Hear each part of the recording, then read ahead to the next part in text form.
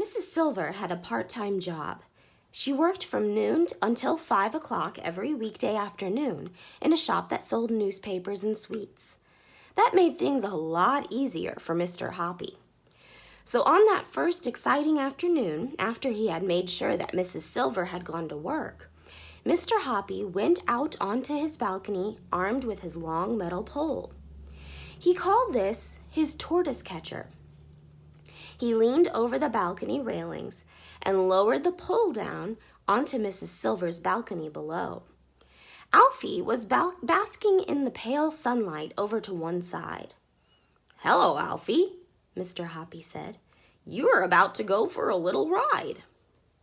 He wiggled the tortoise catcher until it was right above Alfie. He pushed the hand lever so that the claws opened wide. Then he lowered the two claws neatly over Alfie's shell and pulled the lever. The claws closed tightly over the shell like two fingers of a hand. He hauled Alfie up onto his own balcony. It was easy. Mr. Hoppy weighed Alfie on his own kitchen scales just to make sure that Mrs. Silver's figure of 13 ounces was correct. It was. Now, holding Alfie in one hand, he picked his way carefully through his huge collection of tortoises to find one that, first of all, had the same color of shell as Alfie's, and secondly, weighed exactly 2 ounces more. 2 ounces is not much. It is less than a smallish hen's egg weighs. But you see, the important thing in Mr. Hoppy's plan was to make sure that the new tortoise was bigger than Alfie, but only a tiny bit bigger. The difference had to be so small that Mrs. Silver wouldn't notice it. From his vast collection, it was not difficult for Mr. Hoppy to find just the tortoise he wanted. He wanted one that weighed 15 ounces exactly on his kitchen scales, no more and no less. When he had got it, he put it on the kitchen table beside Alfie, and even he could hardly tell that one was bigger than the other. But it was bigger. It was bigger by 2 ounces. This was tortoise number 2. Mr. Hoppy took tortoise number 2 out onto the balcony and gripped it in the claws of his tortoise catcher. Then he lowered it onto Mrs. Silver's balcony right beside a nice fresh lettuce leaf. Tortoise number 2 had never eaten tender, juicy lettuce leaves before. It had only had thick, old cabbage leaves. It loved the lettuce and started chomping away at it with great gusto.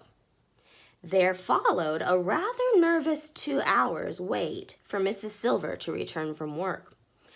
Would she see any difference between the new tortoise and Alfie? It was going to be a tense moment. Out onto her balcony swept Mrs. Silver. "Alfie, my darling," she cried out. "Mummy's back. Have you missed me?" Mr. Hoppy, peering over his railing, but well hidden between 2 huge potted plants, held his breath. The new tortoise was still chomping away at the lettuce.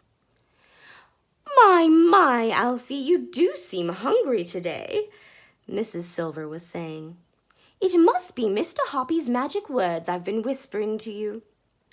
Mr. Hoppy watched as Mrs. Silver picked up the tortoise and stroked his shell.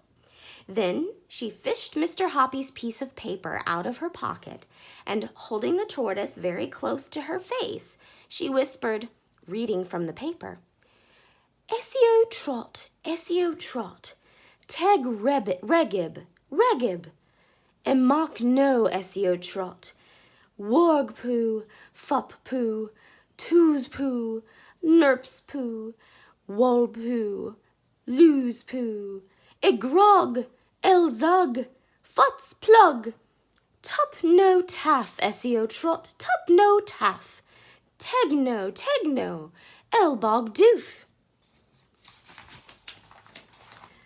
Mr. Hoppy popped his head out of the foliage and called out, "Good evening, Mrs. Silver. How is Alfie tonight?"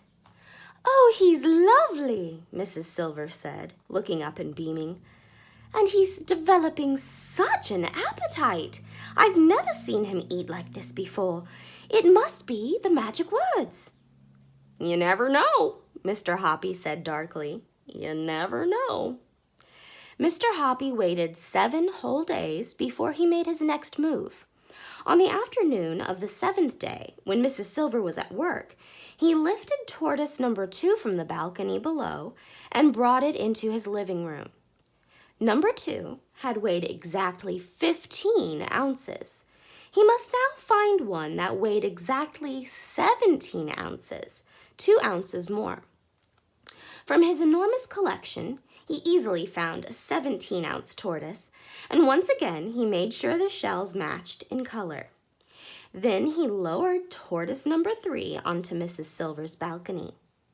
As you will have guessed by now, Mr. Hoppy's secret was a very simple one.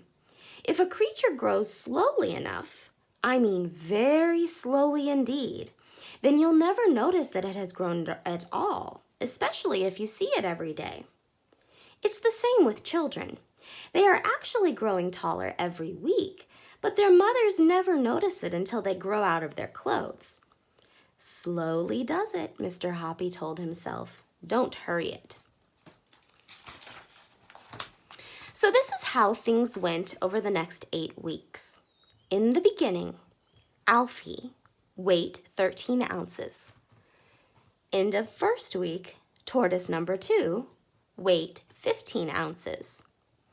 End of second week, tortoise number 3, weight 17 ounces. End of third week, tortoise number 4, weight 19 ounces. End of fourth week, tortoise number 5, weight 21 ounces.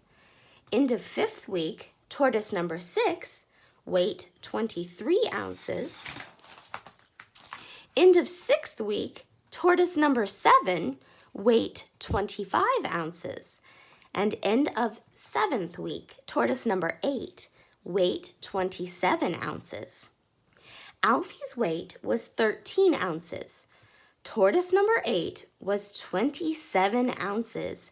Very slowly, over 7 weeks, Mrs. Silver's pet had more than doubled in size, and the good lady hadn't noticed a thing.